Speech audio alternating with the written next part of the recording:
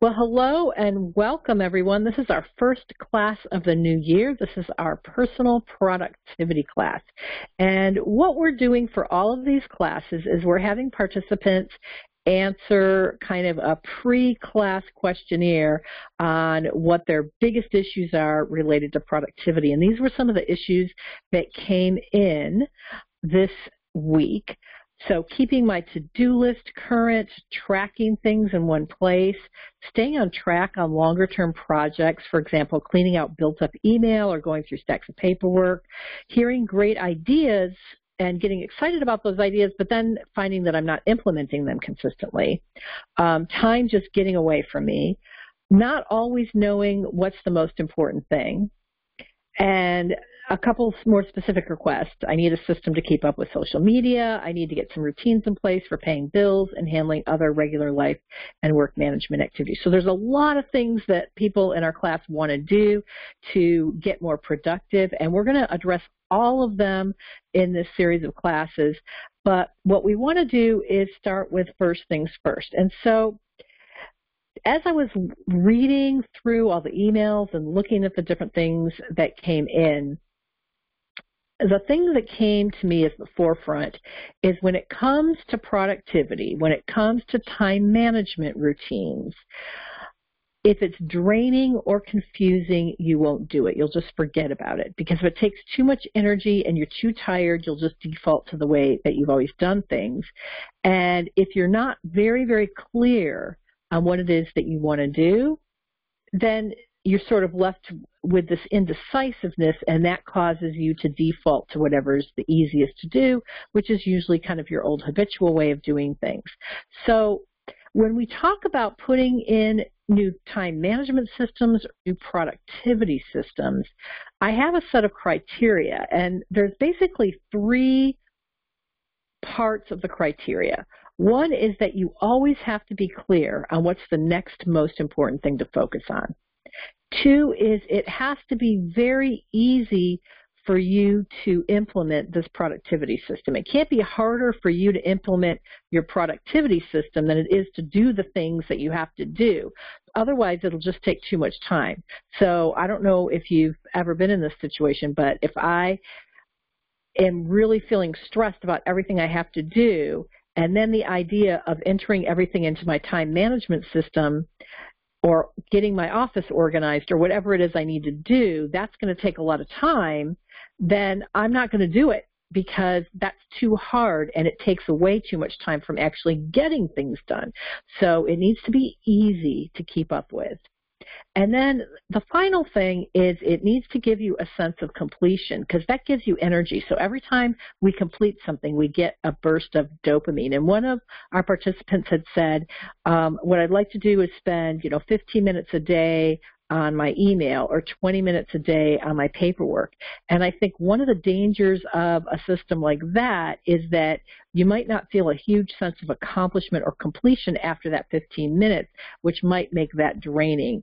So the question is there a way that I can just tweak that a little bit, maybe to make a game out of it, which is what she had suggested in her email, or something so that if I spend 15 minutes, I get a reward, or I see that a stack of paper is gone, or I see that I've got, 10 emails less in my e-box or something like that. I get something that kind of gives me a little shot of dopamine that says, yay, I got this done. So you have to kind of incorporate that into your productivity systems. So one of the things that people did bring up, and I think is absolutely critical, and it's sort of a foundational piece of any kind of time management or productivity, is you have to have what I call a container. And so that's what I want to talk about today, just to get us started, is why we have to have a container and how to create a container. Also, you should have a clear way to make decisions about what to do next, but you kind of need to have the container before you have your clear way of making decisions because the container helps you make decisions. So let me explain that a little bit more. So why a container? I think the best metaphor is to think about all these balls that you have in the air because that's kind of how most of us experience a sense of, oh my gosh, I have all this stuff I need to do, and it's all these balls in the air. Well, the problem is if you don't have a container, all the balls are in the air, and you may not be able to see them all. So what happens is a lot of your stress is caused by this idea that some of those balls are going to drop, and they're going to drop behind you, and you're not going to see them until they've crashed to the floor. So what a container does is it doesn't give you any less to do, but what it does is it puts everything in one place, and it builds your trust. You can at least see everything you have to do, so there's not going to be any surprises, and the surprises are the repercussions of the balls that dropped that you forgot about. So you're able to make realistic decisions and manage expectations if you can at least see everything that you have to do. Well, one of the problems people have is creating that container. There's all sorts of time management systems that you can use, but a lot of us will find ourselves using a time management system and then not keeping up with it.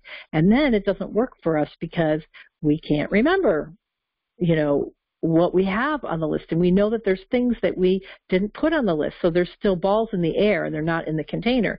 And so that doesn't help.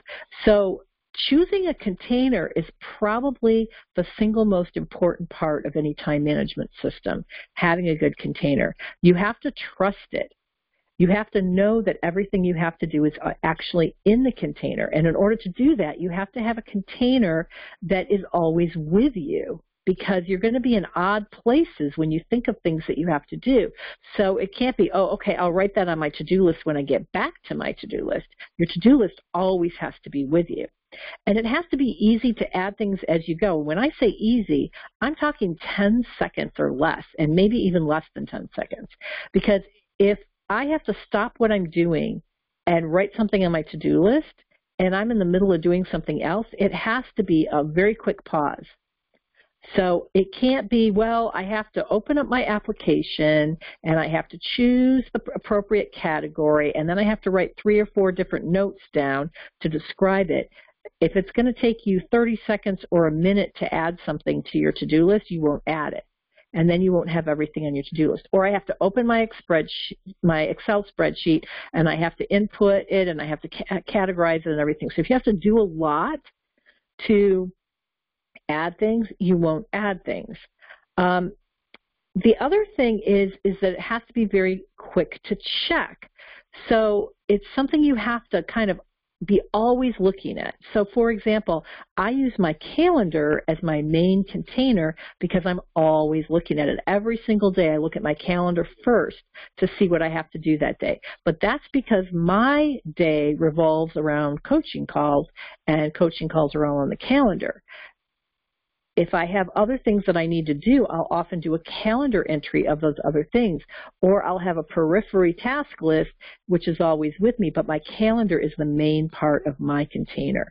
So I have maybe 2 or 3 periphery things that go along with the calendar, but they all fit the criteria of they're with me all the time, I'm always looking at them, and everything's in all of those places. So I think I am going to pause right now for a second just to see if we have any questions. Okay, well, I'm back online, and we did have a great discussion here for a few minutes with all the participants. And, the one theme that kept coming up is that most of us have multiple containers. So that's the big problem. People live by their calendar, but they also have to-do lists, and they may have to-do lists in many different places, and then they lose the to-do list, and they might have spreadsheets with more complicated things. So the real crux of this is if you can simplify it down to one thing, or maybe one thing and a couple little complementary things that are always with you. But it has to be simple enough so that you trust it to contain everything. So we're going to do an exercise, and for those of you that are on live, you can start doing it now. Essentially, what I want you to do is think about your past and think about all the different time management systems you used and what worked best about each one and what didn't work about each one. So I have one here that I did, and I went back several years, and I used the first time management system that actually worked for me was my Franklin Covey time management system, and I used to carry around my Franklin Covey, time management book with me everywhere, and I really liked it. It worked really well. But what I didn't like was rewriting lists of things over and over and over again.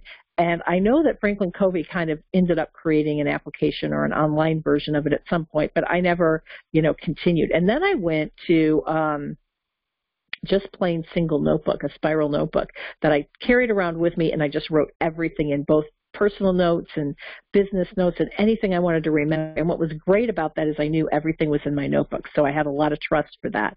What was bad about that is that it was hard to find it because it wasn't in any particular order. So I'd have to think about, about how long ago did I write this? And sometimes I'd be leafing backwards in my notebook for a really long time trying to find things. When I, though, tried to use more than one notebook, or I labeled several files, or I had expanding files, what ended up happening very quickly is I didn't have the things with me, so everything didn't get into those places. So those didn't work. And so now my calendar, and I have here a note, it worked great when my desktop calendar synced with my iPhone, and then my calendar stopped syncing because I had some issue, but now they're syncing again, and so it's wonderful. I have the same calendar on my phone as I have on my desktop, so I can go anywhere I want, and I'm always looking at the same calendar. But as we discussed earlier, for me, I'm not only using my calendar. If I'm really honest, I'm using my calendar, but I'm also using two apps on my phone. I'm using a reminders app, and I'm using the notes app. And those are very simple and basic. And who knows? There's so many good apps that people are writing for phones and for time management and project management that there may be a good app out there. But again, keep in mind, you don't want anything that's too complicated. So if there's an app that's too hard for you to enter things into, and you won't enter things into it, that's a big red flag. So I'm going to turn off the recording again. I'm going to go over everybody's exercises and exercise results. We're going to wrap up with a discussion, and then I will come back on to summarize the discussion and wrap up everything for those of you who are listening to the recording. Well, okay, everyone, welcome back.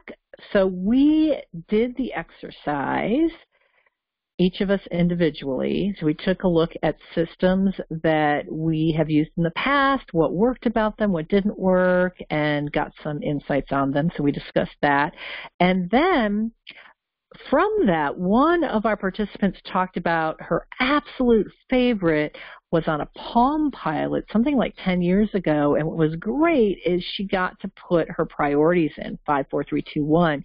And so always her tasks would sort themselves according to priorities. And that got us on a group hunt for apps that are things, to-do lists or task management lists that possibly allow you to prioritize. And we had lots of discussion about the various ones, and we looked up reviews, and none of the reviews specifically talked about prioritizing. So that was interesting to us, and that's kind of what we're carrying forward in the class.